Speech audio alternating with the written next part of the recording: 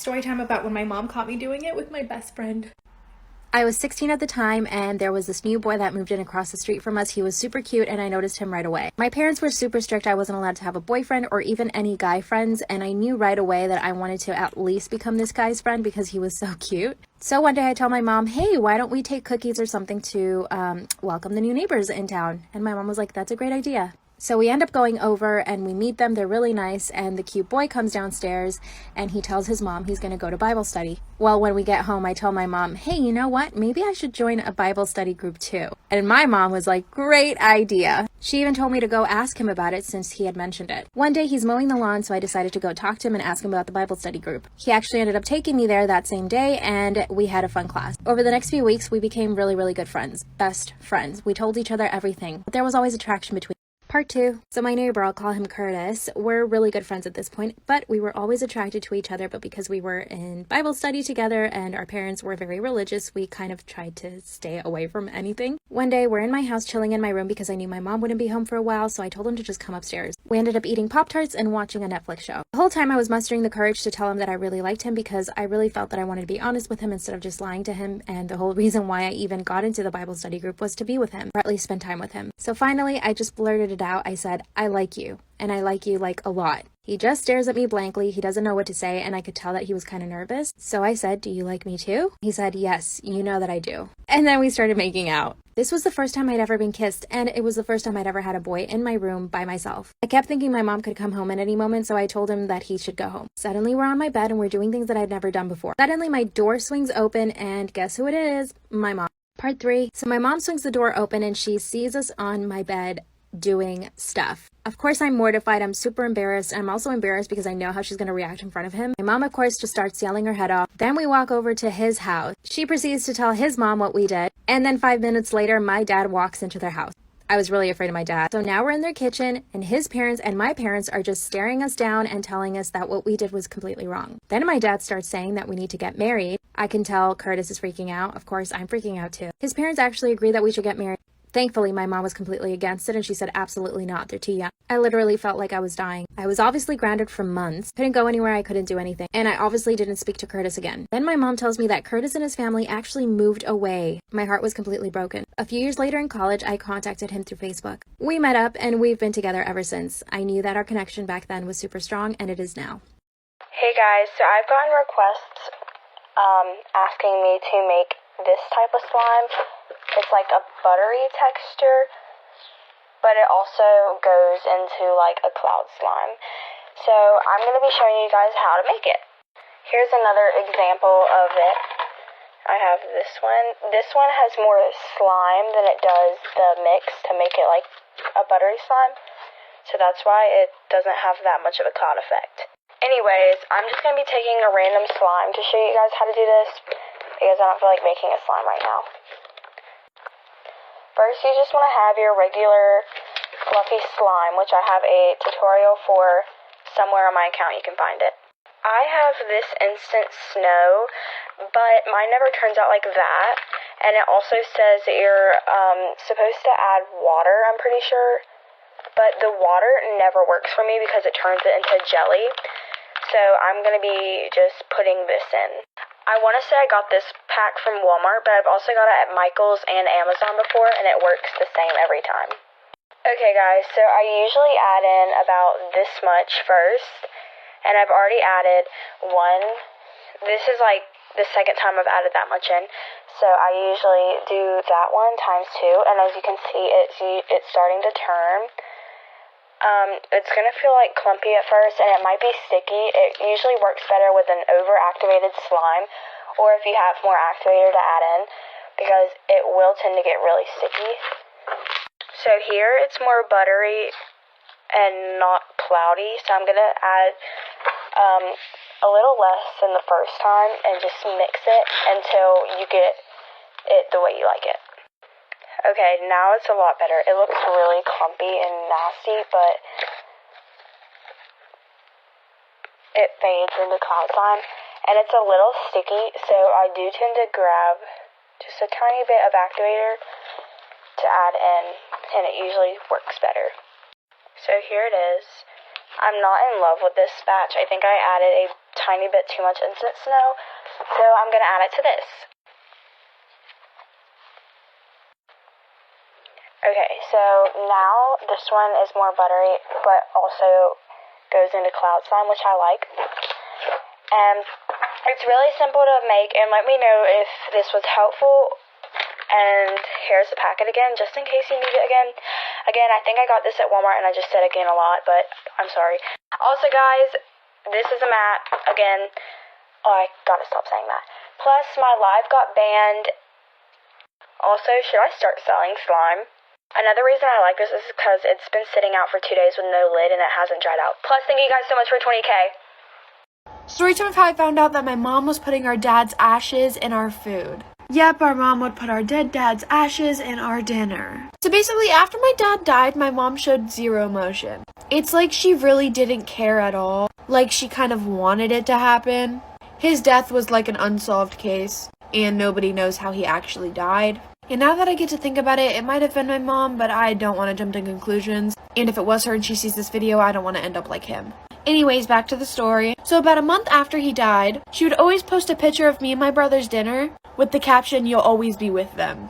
Literally every single night. And honestly, nobody really caught on. All the comments were like, we're praying, this and that. Until one day I was just sitting on the couch and I look over and my mom was pouring something into the mashed potatoes. So I go a little closer and I see her pouring the ashes of my dad into our mashed potatoes.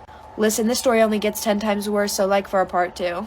Part 2 of how my mom was putting my dad's ashes in me and my brother's dinner. Continuing on with the story, after I see her literally pouring my dad's ashes into our mashed potatoes, and I mean, this lady literally sees me staring at her pouring the ashes into our mashed potatoes, and she like doesn't even say anything.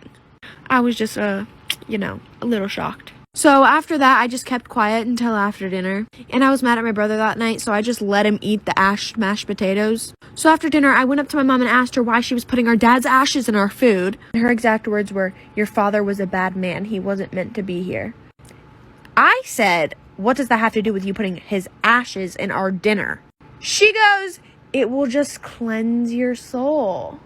The witches told me to feed my children's father to them." Bishwe?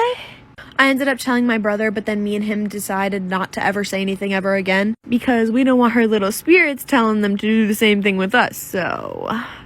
My girlfriend is so embarrassing, it's not even funny. So last week we were grocery shopping, and my girlfriend got caught stealing a can of plum tomatoes. Plum fucking tomatoes. So anyway, she got caught, and now she had to go to court today, so I came with her.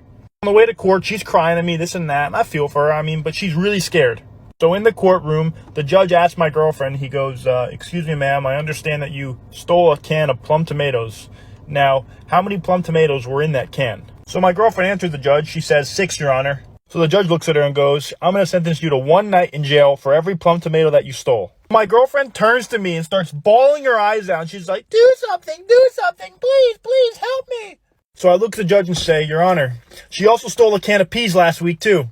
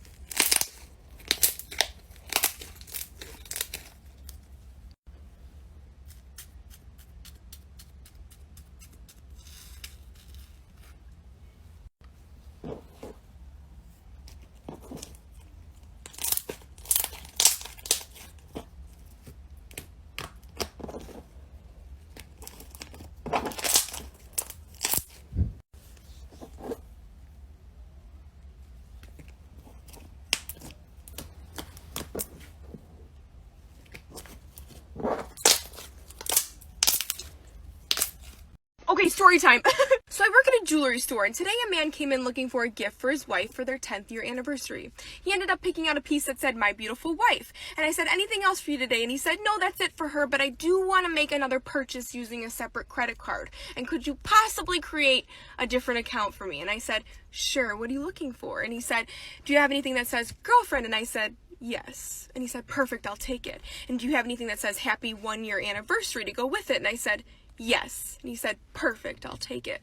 So I boxed everything up all nice and I put them in their respective bags. He had me mark a K for Kristen on the bottom of his wife's bag and an L for Laura on the bottom of his girlfriend's bag. I put pretty bows on them. I handed it to him. I said, "They're gonna love it. Have a nice day." And he said, "Thank you." And shit, I just remembered that his wife's name is Laura and his girlfriend's name is Kristen. I must have mixed up the bags. Oops. Story time about my extremely toxic boyfriend. So when I was in high school, I was dating this boy for 3 months. We're gonna call him Nick. And my friends hated him because he was super mean to all of them, but he was super nice to me. Well, after dating for about a month, he started acting super weird. Like, he stopped paying attention to me, he didn't want to hang out with me. And I was going through a depression this time because my dad had just died. I wasn't really doing my makeup anymore, I wouldn't do my hair anymore, and I started gaining a little bit of weight because all I would do is sleep in bed all the time, eat 24/7. Well, soon our 2 months was coming up, and he wanted to go to this party. So I literally begged him to FaceTime me, and I was asking him, "Oh, what should I wear?"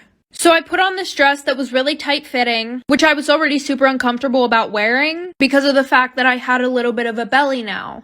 So he picks me up, we go to this party, and I go and I start hanging out with a few of my friends. Well, one of my friends comes over and shows me something that he posted on his private story, Life for Part 2. Part 2 about my extremely toxic boyfriend. So like I said, one of my friends comes over and shows me something that he posted on his private story. It was literally a screen recording of me trying to get the dress on that was super tight fitting. And then a screenshot of my face after when I had the dress on. Because obviously I was upset that it didn't fit the way it did before. And the video said, "Imagine having a girlfriend that was fat as hell. Ew, I have one." Then the picture of me said, "Ew, she's sad now, like what the fuck, go to the gym and lose some weight." On his private story, which had one of my friends, and she was super pretty, and apparently he tried getting with her. That's a whole nother story. So after that, I Ubered home from the party, and as soon as I got home, I started crying and I told my older brother about it. So he literally drove us back to the party and beat the absolute shit out of my boyfriend. Well, someone called the cops, my brother spent a night in jail, and my boyfriend got an underage. And my brother won't talk to me now because I'm back with my boyfriend. My cousin Millie is 30 years old and is an ER nurse. Her birthday was a few days ago and we planned a birthday prank, which was leaving a fake snake on her cake. All fun and games because we do this every year to every family member. Well, apparently this year Millie didn't want it, so she was pretty pissed at the fact that we did it. Now, a few days ago while I was in school, I got a call from Millie during lunch. I thought it would be her saying she's picking me up, but it wasn't. She proceeded to tell me that my mother had passed away in a car accident. My heart dropped and I felt like puking. My mother and I don't have the best relationship, but I still love her. Millie began to tell me the details of the death and what exactly happened, to the point I hung up on her and called my mother. My mom, who was supposedly at work as a nurse, didn't pick up and I ended up running to the bathroom. I called my dad, bawling my eyes out and telling him what happened. He didn't understand what I was talking about because he called my mom right before I called. He made me explain everything and understandably he was pissed. He picked me up from school and called my mom in the car just to prove that she was alive and okay. That night my aunt, who's not Millie's mom, called a meeting to her house and we all talked it out. They were all pretty much disgusted with Millie as she tried to justify her choices, but she ended up apologizing. I got up and I stated that I didn't ever want to talk to her again. Now Millie is engaged. Her wedding is coming up soon and I was supposed to be a flower girl. I'm 15, but they wanted me to be a part of it. So now I have pulled out of the wedding, which is what Millie is worried about. She doesn't want people to question where I was and started to yell at me for being petty. My dad took me home and blocked Millie on everything. Her fiance, who I'm very close to, ended up messaging me asking me to come, and I told him no, and what his fiance did was disgusting. He said while what Millie did was wrong for doing it at school, it was just a prank, and I blew up at him. She told me my mother was dead, fucking dead.